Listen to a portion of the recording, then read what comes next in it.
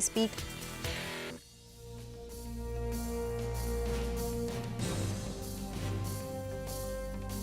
Well, that was the day so far. A quick snapshot of what has happened and transpired. You're with us here on a fresh new edition of Closing Bell. We are coming to you from the CNBC-TV18 Motilal Oswal studios. I'm Prashant. With me, my colleagues Reema and Surbi in the studios. And Nigel, of course, is joining us from the newsroom floor. Guys, hi, good afternoon. Things are neither here nor there. We're down about 40-45 points. Even 15 minutes back, it was looking a little more one-sided, right? I mean, the Nifty was down almost 100 points or so. But since then, there has been another bout of bounce which has happened. But consider this. This is the fourth session in a row in which we are basically within that huge budget day range, right? The high, the low, the day of the budget were dramatically different. The low was 17,353. And the high, of course, was some 500 points away. And we are, for the fourth day, within that range. So it's range-bound, to be sure. Bank Nifty, like the last two sessions, Friday and yesterday, is doing a little better than what the Nifty is doing. Let's see if that is the case by close as well.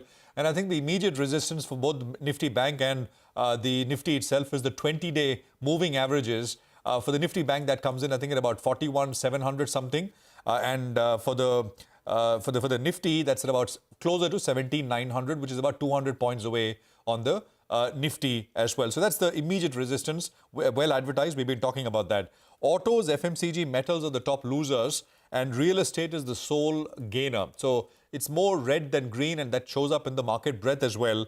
And of course, I mean, the big global cue is the fact that the Fed chair will speak. And I think it'll be important because markets have gotten a little perturbed, disturbed by the shockingly strong labor market data we got on Friday. And that has changed things a little bit. It's pushed the dollar higher. It's pushed yields higher. It's pushed the NASDAQ and US equities down. If, the Fed chief speech kind of categorically sort of says, well, this is an overreaction, or the market gets a sense that this is what he thinks, I think the rally could resume. And of course, on the other side, we'll need to watch for comments of that kind as well. So that's a quick bit, and it's an interesting session lined up. Guys, hi. Absolutely. The Jerome Powell speech is going to be top of mind for all investors today and tomorrow. We've got our very own policy. RBI monetary policy will be tomorrow. But ahead of that, things are on the quieter side. As Prashant said, we have seen a bit of volatility, but very much in the trading range. It's 17,227 on the Nifty, down 35 points. Sensex has slipped about 180 points. Big boy Reliance Industries is struggling a tad bit today. Reliance Industries is down close to about 0.5%. Tata Steel continues to be the top Nifty loser. That's down nearly 5%. Hindalco is struggling in trade. That's lower by 4%.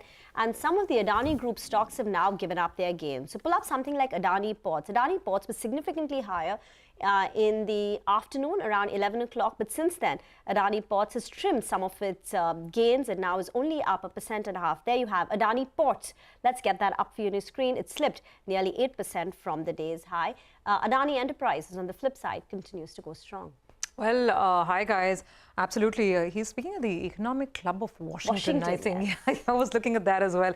I think markets around the world are watching for that speech with bated breath just to get the Fed chair's interpretation of that very strong jobs report that we saw. But anyway, coming back to the here and now, one thing that's noticeable in today's trade that's different from yesterday is the lack of mid-cap participation. Yesterday, remember, we had a pretty buoyant mid-cap market. None of that today. You're seeing some of them, of course, result reactions like LIC Housing Finance, Balaji Amines, Muthoot was down about 3 to 4%. Though the market read-through on Muthoot was not too bad. But anyway, these are some of the stocks that are on the way down. Paytm, however, is defying this trend. I thought it'll be interesting to put that stock up on your screen just for reference. Paytm doing very, very well. But otherwise, no taking away from the fact that the global rally has been put on hold. There's a bit of a pause there till we get more evidence tonight.